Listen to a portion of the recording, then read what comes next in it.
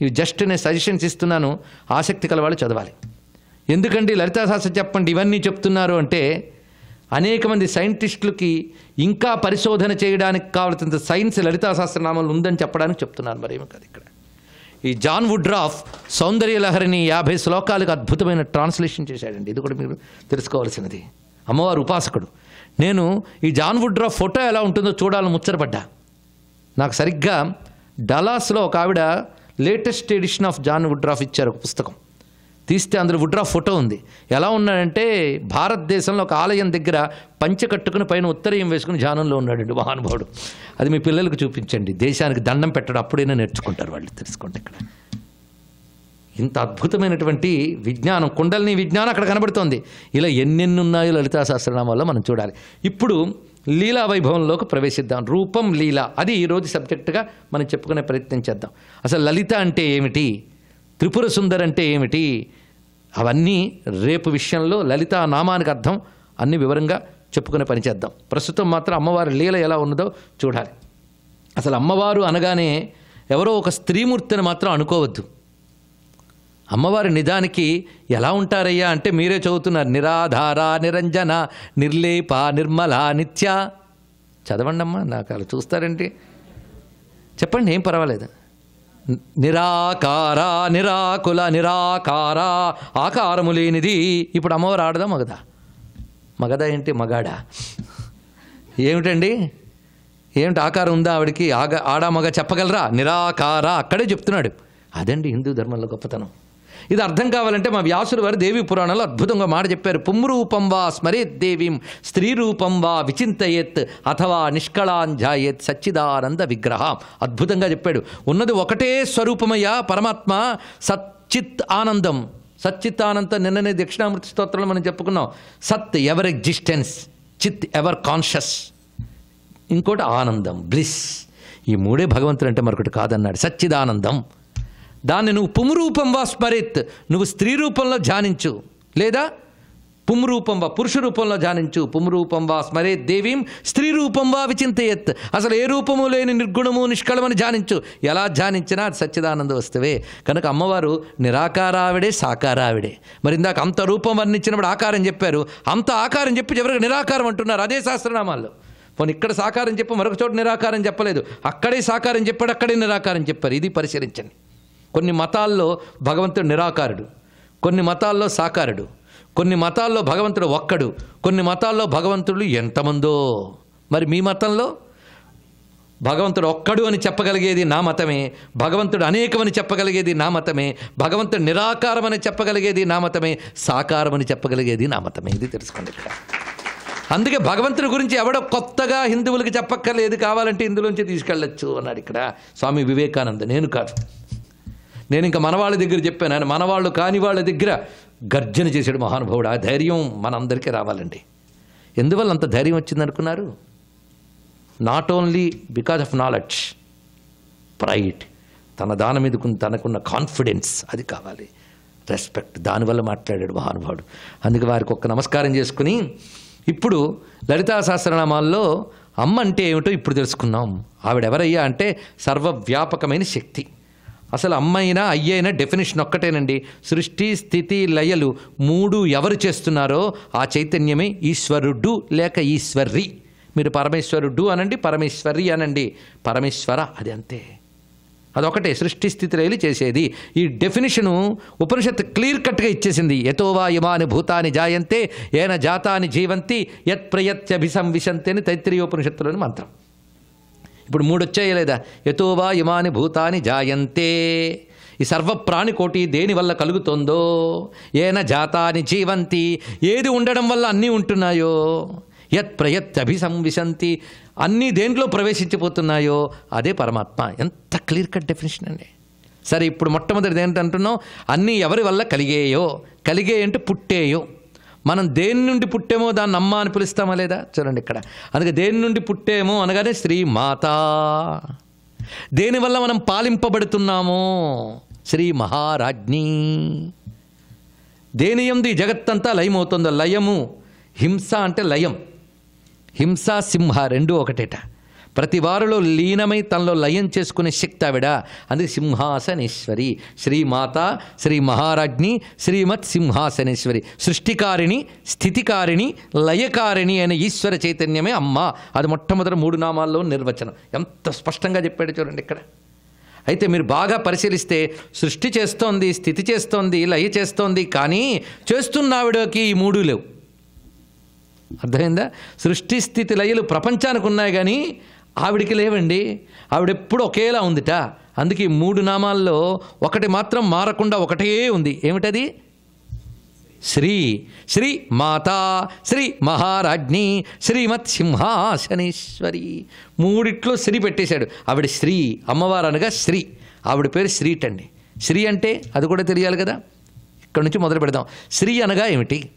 కొందరికి పేరు ముందు శ్రీ పెట్టకపోతే కోపం వస్తుంటుంది కదా.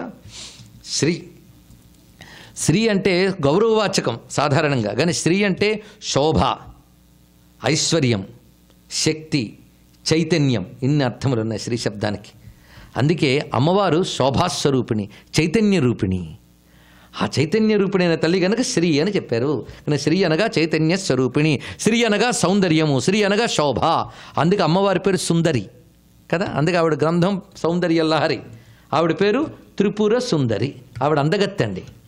ఎంత అందగత్తె అంటే అమ్మవారు మనకు కనబడిందా అండి అందగత్తెని? మీరు చెప్తే మేము నమ్మడమేనా?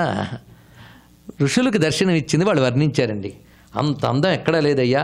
అందుకే మహాలావణ్య శేవధిహి అని చెప్పారు ఇక్కడ. ఆవిడ లావణ్యమునకు నిధి. శేవధి అంటే నిధి. నిధి అంటే తెలుసా? తరుగుదల లేని సంపద నిధి అంటారు. అమ్మవారు లావణ్యమునకు నిధి వంటిది. లావణ్యమనగా సౌందర్యమే, లావణ్యమనగా సౌందర్యమే. అందుకు మహాలావణ్య నిధి. అందుకే ఆవిడ పేరు లలిత. లలిత అంటే లావణ్య నిధి అని అర్థం. అందుకు అమ్మవారు సౌందర్య రూపం. సౌందర్యం అంటే ఏమిటి? ఇది ఒకటి తెలుసుకోవాలి కదా. సౌందర్యం అనే మాటకు అర్థం ఏమిటి? అందం అనే మాటకు అర్థం ఏమిటి? ఇది ఒకటి తెలియాలి. దానికి స్పష్టమైన నిర్వచనం ఉన్నది. అందం అనగా చైతన్యమే అందము. ఇది అవునా కాదో మీరు ఆలోచించండి. సృష్టిలో చైతన్యం అందం. ఒక కంటికి అందమేది? చూపు కదా. అంతేగాని గోల్డ్ ఫ్రేమ్ కళ్ళ చూడండి అని చెప్పం కదా. కంటికి అందం చూపు, చెవికి అందం వినికిడి, అంతే కదా. అంతేగాని మంచి కాస్ట్లీ వినికిడి మిషన్ కాదు కదా. చెవికి అందం ఏంటి? వినికిడి. అలాగే సూర్యుడికి అందం కాంతి శక్తి, నీటికి అందం దాహం పోగొట్టడం. అలా ప్రకృతిలో ప్రతిదానికి దానిదైనటువంటి లక్షణం, దానికి అందం. అవునా లేదా? ఇది ఎవరు తయారు చేశారు? కళ్ళజోడు మీరు కొనుక్కోవచ్చు కానీ చూపు మీరు కొనలేరు. ఒక్కసారి ఆలోచించండి. హీరింగ్ ఎయిడ్ కొనుక్కోవచ్చు కానీ హీరింగ్ ఎనర్జీ మీరు కొనలేరు. కనుక ఎనర్జీని ఎవడు పర్చేజ్ చేయలేడు. ఎనర్జీ అంటే శక్తే. సూర్యుల్లో కాంతిని ఎవరు తయారు చేశారు? నేను కాదు, మీరా? కాదు కదా. ఎవరు తయారు చేశారండి? చంద్రుల్లో వెన్నెలను ఎవరు తయారు చేశారు? వర్షాన్ని ఎవరు తయారు చేశారు? వాయువుని ఎవరు సృష్టి చేశారు? చెప్పండి. కనుక ఇవన్నీ మన తయారీ కాదు. ఇదే ఆ సర్వకారణమైన చైతన్యమే ఇన్ని రూపాలతో వ్యక్తమవుతుంది. ఇందులో ఆ చైతన్యం ఉంటేనే అందం. చైతన్యం లేకపోతే దేనికి అందం లేదు. ఒక వ్యక్తి, ఒక మహా సౌందర్యవతి మరణించింది. ఆ శరీరం ఎంత అందంగా ఉందో అని ఎవ్వడు అనడండి. అసందర్భం కూడా. పైగా చైతన్యం ఉంటేనే అందం. ఇవేవి అందములు కావు. పైగా అందం అనగానే అది డెఫినేషన్ రిలేటివ్. ఎవడైనా ఒక్కొక్కలా చెప్తాడు అందం. ఒకడికి అందం, ఒకడికి వికారం. మొన్న విన్నామండి, ప్రవచనం విన్నాం, అందరూ పరవశించే నాకేం నచ్చలేదండి అన్నాడు ఒక ఆయన. బాధ ఏం లేదు, అందరికీ అన్నీ నచ్చాలనుందా ఏంటి? కొందరు మజ్జిగ తాగితే ఒళ్ళంతా దద్దుర్లు వస్తాయి. వెంటనే వాడు మజ్జిగ మంచిది కాదు అని ఎస్సే రాస్తే మహాప్రమాదం. వాడు ఒంటికి మంచిది కాదు, దౌర్భాగ్యం. కనుక సృష్టిలో అందమేదయ్యా అంటే ఎవరి డెఫినేషన్ వాడుకుంటుంది అయ్యే. కానీ కామన్గా అందరికీ అందమేదో కామన్ డెఫినేషన్ చెప్పచ్చు. అదేమిటి అంటే ఆనందం దేనివల్ల కలుగుతుందో అదే అందం. అవునా కాదండి? ఎవరి వల్ల మనం ఆనందం పొందుతామో వాళ్ళని అందగాడు అనాలి. ఒక అందగాడు అందగత్తె ఉన్నారు, వాళ్ళు కనబడిన ప్రతిసారి మనం తిడుతూ కొడుతూ చూన్నారనుకోండి, వాళ్ళు కనబడకపోతే బాగుండు అనుకుంటాం పొద్దున్న లేచిన దగ్గర నుంచి. ఎవడైనా ఆనందం కలిగిస్తే వాడిని మాటికి చూడాలనిపిస్తుంది. కనుకనే ఆనందమే అందము. కనుక అందమే ఆనందం అనేది తప్పు స్టేట్మెంటు. ఆనందమే అందం అనేది సరి అయిన స్వరూపం. ఇప్పుడు చెప్పండి. కనుక కామన్గా అందరూ ఒప్పుకునేది ఏది? ఆనందము. ఆనందమే అందము. అందుకే మళ్ళీ ఉపనిషత్తులోకి వచ్చేద్దాం. ఆనందాదేవ కల్విమాని భూతాని జాయంతే. అదే యతోవా ఇమాని భూతాని జాయంతే తర్వాత వస్తుంది తైత్రీయంలో. ఏ సచ్చిదానంద వస్తువు నుంచి ప్రపంచమంతా పుడుతూ పెరుగుతూ ఉన్నదో ఆనంద స్వరూపుని అమ్మవారు. ఆ చైతన్య రూపిణిగా ఆవిడ ఉంటేనే ప్రపంచంలో శ్రీ. కనుక శ్రీ అన్న, శోభ అన్న, అందమన్న ఒకటే. కనుక లలితమ్మను ఉపాసించడం అంటే అందాన్ని ఉపాసించడం. కనుక సౌందర్యారాధన అంటారు, బ్యూటీ వర్షిప్ అని. అదే లలిత ఆరాధన అంటే బ్యూటీ వర్షిప్ అండి. ఇప్పుడు ఆ భాషలో చెప్తే కానీ అర్థం కాదు వచ్చింది. కానీ అందాన్ని ఆరాధించడము అనగానే చంద్రుడు అక్కడ కనబడుతుంటే అలా చూస్తూ ఆరాధించడము, వికసించిన పువ్వులను చూస్తూ నేను సౌందర్య ఆరాధకుడిని అంటూ ఉంటారు కొంతమంది. కొందరికి చూసేవా పువ్వు ఎంత బాగుందో అన్నాడు ఒక ఆయన ఆనందంతో. ఏముంది అందులో అన్నాడండి వాడు. ఇంక వీడు ఏం చెప్తాడో చెప్పండి. ఇక్కడ దురదృష్టం. మరి ఏం చేస్తాం? ఒక అద్భుతమైన గజలో బాలమురళి గారి సంగీతమైన అబ్బా అంటాడు కూడా, అబ్బే అంటాడు కూడా. ఏం చెప్తాడు చెప్పండి మీరు. కనుక ఆ సౌందర్యం ఆస్వాదించడానికి సంస్కారం ఉండాలండి. కనుక సౌందర్యాన్ని ఉపాసించడం అంటే ఒక అద్భుతమైన ప్రపంచానికంతటికి ఆధారమైనటువంటి ప్రేమ శక్తి, అదే సౌందర్యం. కనుక భగవత్ శక్తి సౌందర్యం, భగవత్ ప్రేమ సౌందర్యం. ఆ ప్రేమ వల్లే రోజు సూర్యుడు వస్తున్నాడు. రవీంద్రనాథ్ ఠాగూర్ గొప్ప మాట చెప్తాడండి. ఇంకా సూర్యుడు తీస్తున్నాడంటే ఇంకా భగవంతుడికి ప్రపంచ ప్రేమ ఉందని అర్థం అన్నాడండి. ఎంత గొప్ప మాట చెప్పాడండి ఇక్కడ. ఎంత గొప్ప మాట. అది సున్నితమైన మనస్సు ఉంటే కానీ అర్థం కాదండి. సెన్సిటివిటీ ఉండాలి, లేకపోతే ఏమర్థం అవుతుంది? అలాగా ఈ ప్రపంచమంతా నిండిపోయింది ఈశ్వర శక్తి. ఆ శక్తి ప్రేమ రెండు కలిసి నిండిపోయే. శక్తి ప్రేమ రెండు వేరువేరుగాలు. పరమేశ్వర ప్రేమ, పరమేశ్వర శక్తి. ఆ పరమేశ్వర ప్రేమని శక్తిని మన అమ్మా అని పిలుస్తున్నాం. ప్రేమను అమ్మని పిలవకపోతే ఇంకేమని పిలుస్తారండి? అసలు అమ్మ అనే మాటలోనే ప్రేమ దాగా ఉంది. ఏ ప్రేమలో స్వార్థం లేదో, ఏ ప్రేమ మనం పట్టించుకోకపోయినా మనల్ని పట్టించుకుంటుందో ఆ ప్రేమ అమ్మ ప్రేమ. అవునా కాదండి? పిల్లాడు తల్లి ఏమిటో కూడా తెలియదు, ఏడుస్తుంటాడు, వాడిని పట్టించుకుంటుంది ఆ తల్లి. అది అమ్మ. అందుకే హిందూ ఒక్కడే భగవంతుడిని అమ్మా అని పిలిచి ఉపాసిస్తున్నాడండి. ఎందుకంటే భగవంతుడి ప్రేమలో అమ్మతనం చూశాడు. ఎందుకంటే మనం అడిగామని ఇచ్చాడా భగవంతుడి ప్రపంచాన్ని? కొందరు ఏమండి భగవంతుడు ఉన్నాడా అని అడుగుతూ ఉంటాడు. నువ్వు అలా అడగడానికి నాలుగిచ్చిన వాడే భగవంతుడు అయ్యా అని చెప్పావు. ఇంత అయిపోయింది ఇంకంతే. అదే భగవంతుడు. ఇంకేమున్నది? నువ్వు అడిగినా అడగకపోయినా, పట్టించుకున్నా పట్టించుకోకపోయినా భగవంతుడే. ఒక అంటాడు అమ్మ నువ్వు రాక్షసివి అంటాడు, అయినా సరే తల్లి భరిస్తుందని. ఎంత భరించింది ఆ తల్లి. అమ్మ మనకు అర్థం కాకపోయినా అమ్మ అని తెలిస్తే చాలు, ఇంకేం కావాలి? అందుకే అమ్మవారి తత్వం అర్థం కాకపోయినా అమ్మ ప్రేమ అర్థం కావాలండి, ఇంకేం కావాలి? అందుకే అమ్మవారు అనంత ప్రేమ రూపిణి, అనంత శక్తి రూపిణి, అనంత జ్ఞాన రూపిణి. అందుకే ప్రేమ రూప ప్రియంకరి అవ్యాజ కరుణామూర్తి. ఎంత అద్భుతమైన మాట. అవ్యాజమైన దయ అమ్మ.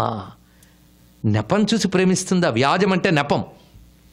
ఒక ఆయన అన్నట్ట, నాకే స్వార్థం లేదండి, ఆయనకి డబ్బు ఇచ్చానని. అంత డబ్బు ఎలాగిచ్చేసానంటే ఎప్పటికైనా పనికొస్తాడులేండి అన్నాడు. ఇప్పుడు ఇలా ఉంటే మన వ్యాజ ప్రేమలు. ఆవిడ అవ్యాజ కరుణామూర్తి. నువ్వేమిస్తావని, నువ్వు ఏమి ఇచ్చావని సూర్యకాంతి వచ్చింది, ఏమిచ్చావని ఏమిస్తావని నీరు వచ్చింది, వాయువు వచ్చింది, దేహం వచ్చింది, ఈ శక్తి వచ్చింది. కనుక అమ్మ అవ్యాజ కరుణామూర్తి. మనం కొత్తగా ఏం పూజించక్కర్లేదండి, ఉన్న ప్రేమను గుర్తిస్తే చాలు. ఇక్కడ అది అమ్మ ప్రేమ, ఆ శక్తి. అందుకే ఆ తల్లిని, ఆ శక్తిని అమ్మా అని పిలిచాడు. శ్రీమాతా, మొట్టమొదటి నామం శ్రీమాత. గొప్ప తల్లి నువ్వే, ఈ ప్రపంచానికి అందమైన తల్లివి. సృష్టిలో పిల్లాడికి అమ్మ కంటే అందమైన వస్తువు లేదండి. అమ్మ కంటే అందమైన వస్తువు లేదు. అమ్మ అందం అది ఎలా వర్ణిస్తాం? అమ్మ అందం అంటే ప్రేమ, అమ్మ అందం అంటే కరుణ, అమ్మ అందం అంటే రక్షణ, అమ్మ అంటే కారణం. అవునా కదండి? అమ్మ అంటే నాకు కారణమైనది, అమ్మ అంటే నన్ను రక్షించేది, అమ్మ అంటే నన్ను ప్రేమించేది, అమ్మ నా తప్పుల్ని క్షమించి నన్ను కాపాడేది. అమ్మ అంటే ఇన్ని భావాలు. అంతేగాని అమ్మ అంటే ఒకానొక స్త్రీ కాదుగా, ఇన్ని భావాలమ్మ. ఆ భావాలన్నీ నిజానికి ఎవరికి వర్తిస్తాయి? మనకి కారణమైనది. చూడండి, భగవంతుడు మనల్ని పోషిస్తున్నది, మనల్ని రక్షిస్తున్నది. అందుకే భగవచ్చక్తే నిజమైన అమ్మ. ఒక్కొక్క జన్మలో ఒక్కొక్క అమ్మ. ఎన్ని జన్మలెత్తిన జీవుడికి నిజమైన అమ్మ, నిత్యమైన అమ్మ శ్రీమాతా లలిత. ఇది తెలుసుకోవాల్సింది, ఇంకేమున్నది? అందుకే మొట్టమొదటి నామం శ్రీమాత, చివరి నామం చెప్పండి. ఇంత చదువుతారు అంటే వింటున్నారనా, వినట్లేదనా, విని దిగ్భ్రాంతికి లోనయ్యారనా? చివరి నామం ఏమిటి? లలితాంబిక. కొన్ని పాఠాల్లో శివా శివశక్త్యైక్య రూపిణి శ్రీ లలితాంబిక అని ఉందండి ప్రాచీన పాఠాల్లో. ఇందులో మీరు లలిత అనే మాట 999 నామాలు లలితమ్మవి అని చెప్పారు. అంతవరకు లలితానామం రాలే. అందుకు లలిత అనేది విడిగా పేరు అనుకోకుండా మొత్తానికి ఆవిడే అని పక్కన పెట్టండి. ఇప్పుడు ఏం మిగిలింది? లలిత తీసిస్తే శ్రీ లలితాంబికలో లలిత తీస్తే ఏం మిగిలిందమ్మా? శ్రీ అంబిక మిగిలింది. అంబిక అంటే అమ్మ, శ్రీ అంబిక అంటే శ్రీ మాత. మొట్టమొదటి ఏముంది? శ్రీమాత. అంటే లలితా సహస్రంలో మొదట్లో అమ్మ, చివరిలో అమ్మ, మధ్యలో మాతా మలయాచలవాసిని అంబిక అనాది నిధన, మధ్యలో అమ్మ. ఆది మధ్యం అంతా అమ్మే.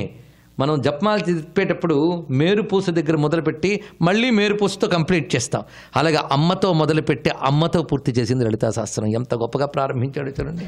అది అమ్మా అని పిలుపు కంటే గొప్పదేముంటుందండి? అమ్మలగన్నయమ్మ ముగురమ్మల మూలపుటమ్మ చాలా పెద్దమ్మ సురారులమ్మ కడుపారడి పుచ్చెడి అమ్మ తన్నులో నమ్మిన వెల్పుటమ్మల మనన్ముల నుండెడి అమ్మ దుర్గమాయమ్మ కృపాబ్ధి ఇచ్యుత మహత్వ కవిత్వ పటుత్వ సంపదల్. మమ్మీలందరికీ పద్యం చదివించండి, చాలా బాగుంటుంది. ఎంత రమ్యంగా అమ్మా అమ్మా అమ్మా అమ్మ అని పిలిచాడో. అందుకు శ్రీ మాత లలితాంబిక అమ్మ. అందుకు నాకు కారణం కనుక అమ్మ, నన్ను పోషిస్తోంది కనుక మహారాణి. మా అమ్మ సామాన్యురాలు కాదండి, ప్రతి దాని మీద అమ్మే అధికారం పట్టు. మా అమ్మ మహారాణి. పై సింహాసనం వేసి కూర్చుంది. ఎక్కడ? ప్రతివాడు హృదయంలో. సింహాసనేశ్వరి కనుక సృష్టి స్థితి లయలు చేసే చైతన్యం కొత్తగా వచ్చిందా? ఎప్పుడూ ఉన్నది అదే. అలాంటి మహా చైతన్యం అమ్మవారిని 3 నామాల్లో చెప్పారు. అలాంటి అమ్మవారిట ఒకప్పుడు ఒక హోమం చేస్తూ ఉంటే అగ్నిగుండంలోంచి వచ్చిందిటండి. వచ్చింది ఆవిడ. చిదగ్నికుండ సంభూత. చిదగ్నికుండంలోంచి ఉద్భవించిందిట. ఆ కుండం ఏమిటి? అగ్నిహోత్రం ఏంటి? అయితే అప్పుడు ఆవిడ పుట్టింది కనుక అదే మొదటి నామం పెట్టచ్చుగా. చిదగ్నికుండ సంభూత అని మొదలుపెట్టి తర్వాత శ్రీమాత శ్రీ మహారాజ్ని చెప్పచ్చుగా. బాగుండదు. ఆవిడ కొత్తగా హోమగుండంలోంచి వచ్చిందని అప్పుడు ఉందని కాదు, ముందు నుంచి ఉన్న ఆవిడ ఇప్పుడు పిలిస్తే అందులోంచి వచ్చింది. ఇవాళ నేను వచ్చి అమెరికాలో కనబడ్డానంటే ఇక్కడ టపీమని పుట్టాను కాదు, ఎక్కడో ఉన్నవాళ్ళం కనుక ఇక్కడికి రాగలిగాం. కనుక భగవంతుడు ప్రత్యక్షమవుతాడు అంటే కళ్ళ ముందు కనబడతాడు. అలా అమ్మ కనబడింది. అలా కనబడడానికి కారణం ఏమిటి అంటే శ్రీమాత శ్రీ మహారాజ్ని శ్రీమత్ సింహాసనేశ్వరిగా ఉన్న తల్లికి ఒక రూపం లేదు. శక్తికి రూపం ఉందా? శక్తికి రూపం లేదు. కానీ మనల్ని అనుగ్రహించదలుచుకున్నప్పుడు ఆ శక్తి లోకరక్షణ కోసం ఒక రూపాన్ని స్వీకరిస్తుంది. ఇది తెలుసుకోవాల్సింది. రూపం లేని తల్లి రూపాన్ని స్వీకరించింది. ఎందుకు? భక్తానుగ్రహ విగ్రహం. అనుగ్రహించడం కోసం, రక్షించడం కోసం రూపాన్ని స్వీకరిస్తోంది తల్లి. అలా స్వీకరించిన రూపం లలిత. ఇలాంటి రూపాలు అమ్మ ఇప్పటికి ఎన్నో స్వీకరించింది. కాళీ, దుర్గా, లక్ష్మి, సరస్వతి. ఇంకా మీకు అమ్మవారు భక్తులు ఎవరైనా ఉంటే నాకు మించిన రూపాలు చెప్పగలరు ఇక్కడ, అవునా లేదా? కాళీలో కూడా అనేక రూపాలు ఉన్నాయి. శ్యామాకాళి, భద్రకాళి, మహాకాళి ఇవి ఉన్నాయి. అదేవిధంగా దుర్గా రూపాలు కూడా అనేకం చెప్పారు ఇక్కడ. సరస్వతి రూపాలు లెక్కలేని ఉన్నాయి. లక్ష్మీ రూపాలు చాలా ఉన్నాయి. అయితే లలిత అనేది ఎలాంటి రూపం ఇది కూడా తెలియాలి కదా. నిజానికి ఒకే అమ్మ ఇన్ని రూపాలు ధరించింది. ఎలాగయ్యా అంటే ఒక్కసారి మన తల్లుల గురించి ఆలోచించండి, అప్పుడు తెలుస్తుంది మన తల్లులు ఎన్ని రూపాలు ధరించారు. మనకు బాగా ఆకలి వేసినప్పుడు మన అమ్మ అన్నం వడ్డిస్తున్నప్పుడు ఆవిడ రూపం వేరేగా ఉంటుంది, అవునా లేదండి? అప్పుడు ఆ తల్లి ఎలా కనబడుతుంది మనకి? చూసారా? మనకు ఎంత హిందువు ఎంత చక్కగా చెప్పగలిగాడు, ఇంకోటి చెప్పలేడు ఇది. అంటే మన భావాన్ని అప్పుడే అమ్మలో భావిస్తున్నాం. అన్నపూర్ణమ్మ. తర్వాత భోజనం తిని చేసేసాం, హోంవర్క్ చేసుకుంటున్నప్పుడు లెక్కలు అర్థం కాలే. అమ్మని పిలిచి అమ్మ నాకు ఈ లెక్క అర్థం కాలేదు చెప్తావా అంటే కూర్చోరా నాన్న చెప్తాను, పుస్తకం పెట్టుకు చెప్తుంది ఆ లెక్క. అప్పుడు అమ్మ ఎలా కనబడుతుంది? సరస్వతి. అమ్మ స్కూల్ ఫీజు కట్టాలి, వస్తున్నప్పుడు డబ్బు కొనుక్కోవాలంటే డబ్బు ఇస్తుంది. అప్పుడు ఆవిడ ఏమైందండి? లక్ష్మి. మీరేదో తప్పు పని చేశారు, ఒక్కటి ఇచ్చుకుంది, అప్పుడు కాళీ. మన బతుకు తీర్చిదిద్దడానికి ఒక్క తల్లి ఎన్ని రూపాలు ధరించాల్సి వస్తుంది. ప్రపంచాన్ని నడపడానికి ఆ తల్లి ఎన్ని రూపాలు ధరించాల్సి వస్తుందో ఇప్పుడు తెలుసుకోండి ఇక్కడ. అందుకు మా అమ్మకి ఎన్ని రూపాలు ఉన్నాయో ఇప్పుడు అర్థమైందా? అందుకు ఆవిడే లక్ష్మి, ఆవిడే దుర్గ, ఆవిడే సరస్వతి. ఏ రూపం ధరించినా ఆ రూపం మనల్ని అనుగ్రహించడానికే. ఆకలేసినప్పుడు మనకు గుర్తొచ్చే రూపం వడ్డిస్తున్న రూపమే, అవునా లేదా? అలాగా మన అవసరాల కొద్దీ దేవతలకు రూపాలు ఉంటాయి. ఇది తెలుసుకోవాలి. అమ్మా నీకెందుకమ్మా ఇన్ని రూపాలు అంటే, నాన్న నీకెన్ని అవసరాలో నాకు అన్ని రూపాలు రా అంటుంది ఆ తల్లి. తెలిసిందా? ఇలా చెప్పండి, మీ దేవుళ్ళకి ఎందుకు రూపాలంటే వాళ్ళు దేవుళ్ళు కనుక అని చెప్పండి ఇక్కడ. అంతే, అయిపోయింది, అంతే. ఇది విషయం. అందుకు మా అమ్మ ఎన్ని రూపాలు ధరిస్తోంది? అన్ని రూపాలు ధరించిన తల్లి. ఒక్కసారి లలిత రాశాం కదా, రాసుకోండి మనసు. లలిత. ఈ లీలా పక్కకి రాయండి. తల్లిలా అయింది. ఆ లీ కింద లా పెట్టండి. తల్లిలో తాలీలా, లలితలో లాలిత. అందుకే తల్లే లలిత, లలిత తల్లి. ఎంత గొప్పగా కుదిరిందండి తెలుగువాడికి. చాలా బాగుంది ఇక్కడ. అందుకే తల్లి అంటే ఆవిడేనండి. ఇంతవరకు లలిత అంటే రేపు చెప్తాను, ఇవాళ చెప్పించింది తల్లి నా చేత, నాకు తెలియదు, అందుకే నేనే చెప్పేది. లలిత అంటే ఇప్పుడు ఇంతవరకు అర్థమేం చెప్పుకున్నాం? అందమైనది, అందమైనది. ఇప్పుడు అందం అంటే ఏమిటో నిర్వచనం అయిపోయింది. చైతన్యమే అందము. ఆ చైతన్యమే జగత్తుకు అందం ఇస్తుంది. చైతన్యం లేని వస్తువుకు అందం లేదండి. అందుకే చైతన్యమే అమ్మవారు. అందుకే చైతన్య స్వరూపిణి అమ్మవారు. చైతన్యం రకరకాల, ఈ చైతన్యమే రకరకాల శక్తులుగా వ్యక్తమవుతోంది. ఇది తెలుసుకోవాల్సిన స్వరూపం. లలిత అనే మాటకు మరొక అర్థం చూద్దాం ఇప్పుడు. లలిత అంటే లాలనాత్ లలితాభిధ. అద్భుతమైన నిర్వచనం ఇచ్చారు ఇక్కడ. లాలించేది లలిత. లాలించడం అంటే ఉయ్యల్లో పెట్టుకోవడం కాదండి. లాలించుట అంటే ఆనందింపజేయుట, పోషించుట, రక్షించుట. చిన్నపిల్లల్ని లాలిస్తాం అంటే అర్థం ముద్దు పెట్టుకోవడం కాదు. లాలించడంటే పిల్లల్ని మనం ప్రేమగా చూడడం, వాళ్ళని ఆనందింపజేయడం, వాళ్ళని రక్షించడం, ఇదంతా కలిపితే లాలన అని పేరు. అలా ప్రపంచాన్ని ప్రేమగా చూస్తూ, పెంచి పోషిస్తూ, ఆనందింపజేస్తూ ఉన్న తల్లి లాలిస్తోంది గనక జగదంబని లలిత అన్నారు. ఇది లాలనాత్ లలితాభిధ ఈ మాట. ఇందులో ఏ ఒక్క పేరుని మనం మనస్సులో తలచుకున్నా మనల్ని లాలిస్తున్న మా అమ్మ జగదంబ అనే భావం మనకు కలుగుతుందా లేదా? అందుకు లలిత అనే మాటకు రెండవ అర్థం ఏంటి? లాలనాత్ లలితాభిధ. ఇది అర్థం. అమ్మ సౌందర్యం ఎంత గొప్ప లావణ్యమయ్యా అంటే అందుకే లలిత అన్నారయ్యా. ఆ లావణ్యం ఎంత గొప్పదంటే ప్రపంచమంతా నిండిపోయింది ఆ లావణ్యమే. అంతేకాదు ప్రపంచాన్ని మించిపోయింది ఆ లావణ్యమే. సూర్యునిలో కాంతిని నింపింది, చంద్రుల్లో వెన్నెల్ని నింపింది, భూమిలో ఎన్నో నింపింది, మనలో ఎంతో శక్తిని నింపింది. ఇలా అన్నీ నింపేసింది ఆ తల్లి. ఎక్కడెక్కడ నింపింది? ప్రతి మూడింటిలో నింపిందిటండి. మనకు 3 శరీరాలు ఉన్నాయా? స్థూల సూక్ష్మ కారణ శరీరాలు. వాటిలో నిండున్నది చైతన్యమే. అవునా లేదా? అలాగే 3 లోకాలు ఉన్నాయి. మనం మొన్న నిన్న కూడా లోకాల గురించి చాలా చెప్పుకున్నాం. గోల, భూమి, పైలోకం, క్రింది లోకం. ఈ 3 లోకాల్లో కూడా చైతన్యమే నిండి ఉంది. అవునా లేదా? అదేవిధంగా అమ్మ 3 శక్తులతో లోకంలో నిండిపోయిందండి. ఇది 3 శక్తులు. ఎన్ని 3లు చెప్పానో చివరికి చెప్పాలి. 3 శక్తులతో నిండిపోయింది ఆ తల్లి. ఇచ్ఛ, జ్ఞాన, క్రియ. ఇదేదో చెప్పాను, ఇది రిలీజియన్ టర్మ్ కాదండి. ఇది ఈ టర్మ్ ఇచ్ఛాజ్ఞాన క్రియలు అనేవేంటో మీరు ఆలోచించండి. మీరు ఒక వంట వండాలనుకున్నారు. వంట వండాలంటే ముందు ఉండాలేంటి? చెయ్యాలని ఇచ్ఛ, తర్వాత ఉండాల్సింది ఎలా చేయాలో జ్ఞానం, తర్వాత చెయ్యడం అనే క్రియ. ఈ మూడింట్లో ఏది లేకపోయినా భోజనం మన నోటికి రాదు. కనుక ఒక వంట చేయడానికే ఇచ్ఛాజ్ఞాన క్రియలు అవసరం. ఇలా ప్రతి పనికి ఇచ్ఛాజ్ఞాన క్రియలు అవసరం మనకి. మరి ప్రపంచం చేసేటప్పుడు పరమేశ్వరుడికి కూడా ఇచ్ఛాజ్ఞాన క్రియ అనే శక్తులు ఉండాలి. అవునా లేదా? ఈ 3 శక్తులు బయటకు రావాలంటే ముందు ఒక శక్తి ఉండాలి. ఏంటి? చైతన్యం అన్నమా. అంతే కదా? అది ఉంటేనే ఏదైనా. చైతన్యం ఇప్పుడు ఏం చేస్తాం? చైతన్యం. ఈ చైతన్యం ముందు ఎలా వస్తుందో తెలుసా? సంకల్పంగా వస్తుంది. నేను అని మీరు అనుకోకపోతే ఏ పని చేయలేరు. అవునా లేదా? ఏమండి పడుకున్నారా? లేదండి నేను మెలకుగానే ఉన్నాను. నేను అన్నాడు కనుక ధైర్యం. లేకపోతే అంత తంతున్నవాడు నేను అనకుండా అలా ఉన్నాడు అనుకోండి, భయం వేస్తుంది మనకి.